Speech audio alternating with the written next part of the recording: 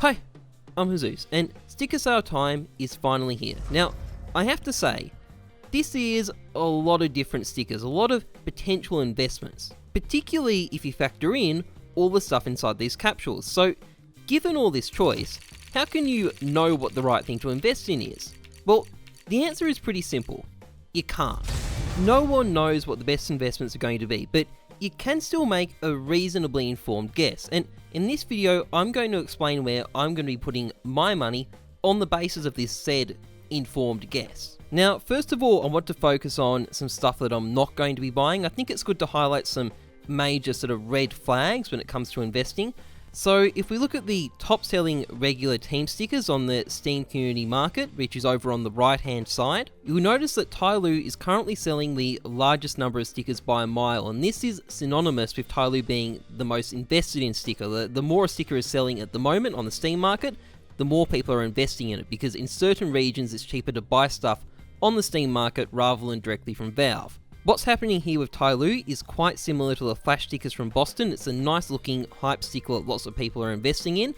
The key thing to note about the flash sticker is that they went up a little bit after the major while the hype was still strong. They got to about 34 cents at one point, but they crashed back down afterwards when people lost interest, and now they're only worth about 23 cents. So Tyloo might have slightly better long-term prospects. They actually have an established following. They're going to stick around, but I'm not going to be buying any of them. It looks like there's way too many other people investing in them. Maybe they'll go up a little bit after the sale ends just because of hype, but I don't think they're going to be great long-term investments. They might look nice, there might be a lot of interest in them, but I think too many people are investing in them for the price to stay up in the long run. If we go a bit further down the list, if we look at Nardus Vincere, Astralis, Team Liquid, these stickers are being bought at significantly higher rates than they were at the Boston Major. Now, these were moderately successful investments at Boston.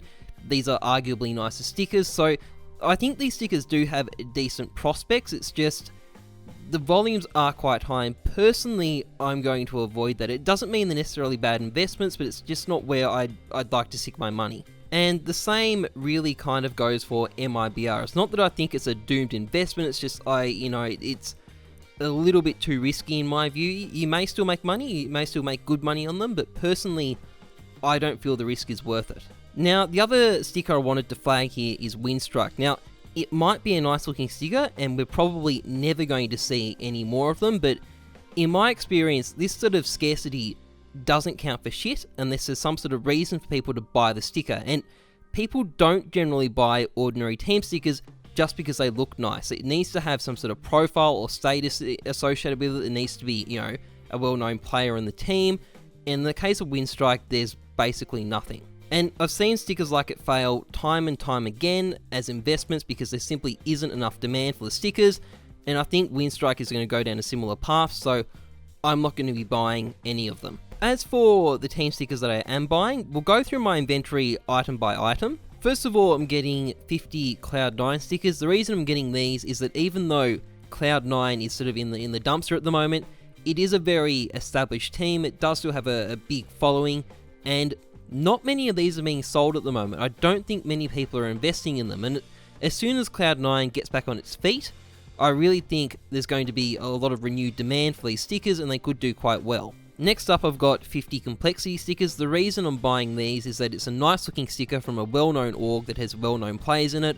I think they're going to continue to have a presence in NACS, so I don't think they're going anywhere. I think there's going to be continued demand and interest in this team. And even though it looks like there's more investment in them than I'd like, judging by the market sales figures, I think these could still do okay in the long run, which is why I'm buying them. I'm also buying 50 FaZe stickers, primarily because it looks like investment in them is down from the previous major, and since this is a really well-known team that has always had demand for its stickers, and also a team that will probably get back to winning ways at some point in the future, I think these could do really well in the long run. I've also got 100 Fnatic stickers. The only reason I bought these is that I could get them for 20 cents each after the team bombed out of the Swiss stage as people sold off their Pick'em stickers. Overall, I think they're still an okay investment. There aren't too many people trying to buy them, and who knows, maybe the team's performance will show some improvement, but it's really just because there's no risk on my end in buying them, so I figured why not. Additionally, I picked up 50 Hellraiser stickers. I grabbed these because I think they're very good looking stickers, but also because they're from a team that is very well known and isn't going anywhere. So I think this will help lead to lots of long-term demand for them. So in the long run, I think they could do quite well. And people don't seem to be buying them at a completely insane rate right now. So I don't think they're going to be over-invested in too much. So, I think they could be quite successful. Now, I've also bought 100 Mouseport stickers and 100 NIP stickers for exactly the same reason as I got those Fnatic stickers. I could get them at 20 cents each after the teams bombed out of the group stage. And, at those prices, I could technically sell them for a profit even now. So it's just, I can't really lose anything. That's why I went in and grabbed them early. In the case of Mousesports in particular, I think there's a real chance that if they have a good run after the major, there'll be a big pickup in demand for their stickers, and they could do quite well too. But from my perspective, they're just risk-free, which is why I went for them. And finally, I also picked up 50 Rogue stickers. Now, the reason I went for these is that it's a team that I don't think is going anywhere. It's got well-known players on it. I can conceivably see why people 6 months from now would be wanting to buy these stickers. So I think in the long run, they could do quite well. And there's not too many people buying them right now, so I think they've got reasonable future prospects. On top of this, I'm also buying a bunch of holo and foil capsules, about 20 of each type. I had a look at the Steam market sales for each of them, and it's quite a bit less than it was for Boston. It's a bit hard to tell exactly how much less, but I think it's something along the lines of 1/2 to 2/3 of it. This maybe isn't too surprising considering Boston bombed when it came to these capsules, and in my opinion, the stickers in here are generally nicer than Boston's holos and foils anyway, so I thought these were worth taking a gamble on. I'm also grabbing some holo and foil stickers for good measure. Now, what I've found with holos and foils when I've researched them in the past is that when the sticker sale ends, the most expensive stickers in a particular capsule tend to fall in price and the cheaper stickers tend to rise in price unless they're particularly shit. The reason for this is simply that there's an equal chance of unboxing each team's sticker from the capsule, and therefore there's always going to be an equal supply of each different team's sticker if they share a capsule. As a result, if a more expensive team sticker loses value, which can easily happen if it's worth quite a lot, particularly if it's been inflated by hype or something like that, less capsules are unboxed and therefore there's less of every other team in the capsule sticker floating around, and therefore the prices of all these other stickers tend to go up, unless the capsule itself is falling in value, but I'm hoping that won't happen. So anyway, I've just got a mishmash of nice looking but fairly cheap holos and foils here. I've got, Gambit, Optic, Rogue, Fnatic.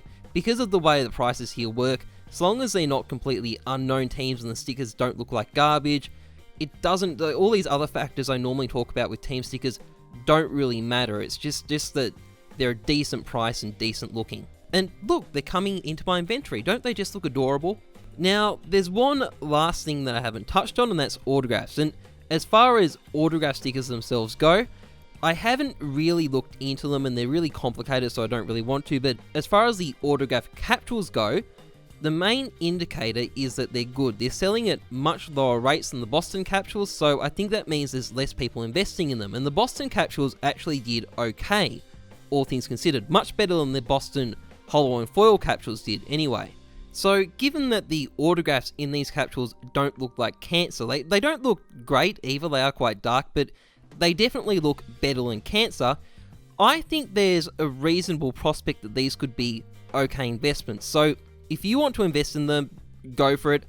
Personally though, I'm not going to, and the reason is I sort of feel like the hype on these is wearing off. I feel like it's unlikely they're going to be good investments 3 times in a row, although admittedly in the past autographs have been good investments at every major, but I don't know, there's something about them that I don't like the feel of. I know I normally say trust the numbers, not your gut, but given there's plenty of other things to invest in, I'm just going to give these a pass. I've sort of spent my budget already on stickers. But if you want to have a crack at these, I think they could do fairly well. On paper at least, there's no reason not to buy them. So anyway, those are my investments: 60 holo and foil capsules, about 550 team stickers, and I think once the buy orders finish processing, something around about 150 holo and foil stickers.